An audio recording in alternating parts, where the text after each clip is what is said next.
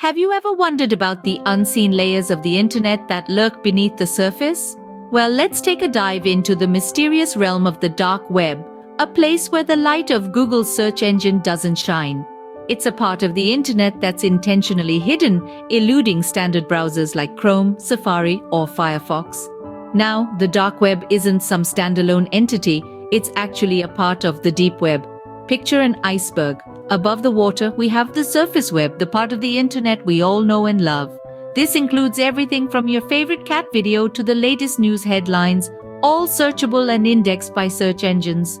But beneath the surface, making up the majority of the iceberg, that's the deep web, encompassing all web pages that aren't indexed by search engines.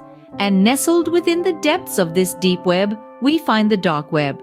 So how does one even access this dark web? Through a special type of software like Tor, short for the Onion Router.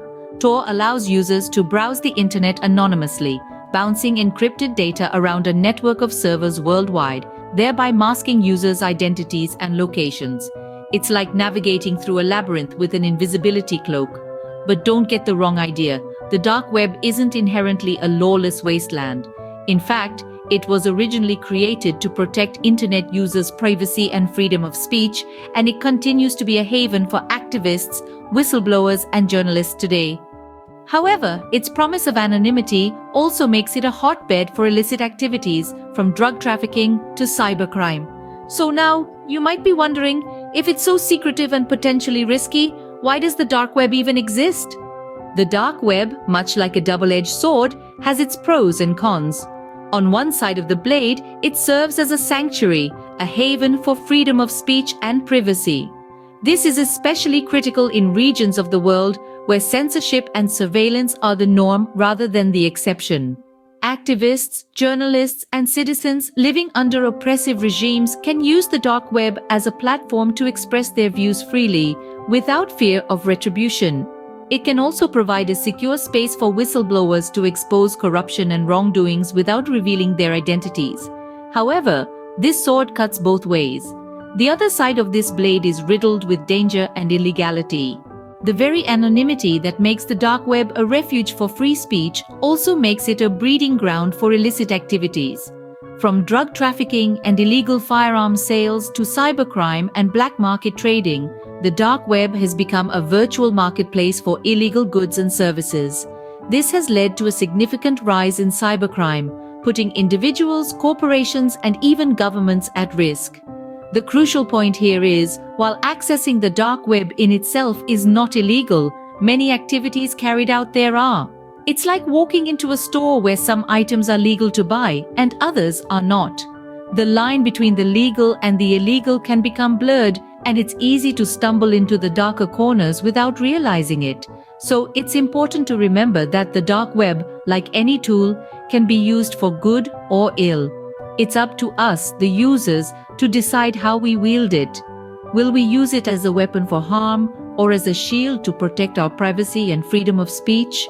Though it's a realm of the internet often associated with crime, the dark web also serves a purpose for those seeking refuge from prying eyes.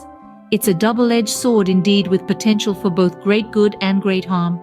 But what happens when curiosity turns into a trap? That's the question we must ponder as we venture deeper into the shadowy corners of the dark web.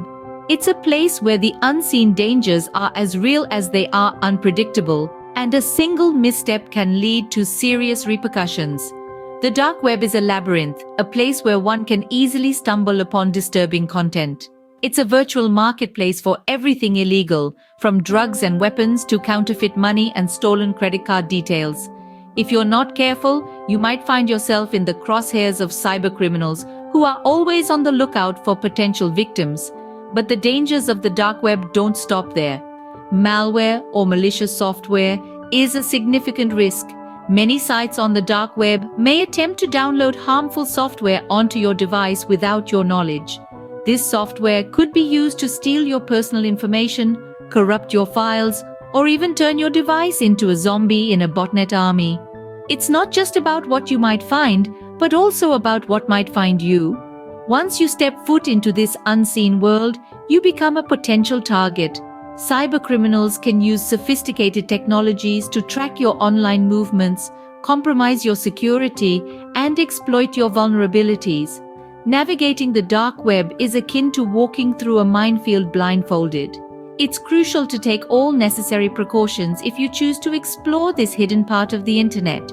Always use a secure and anonymous connection. Never download anything from the dark web onto your device.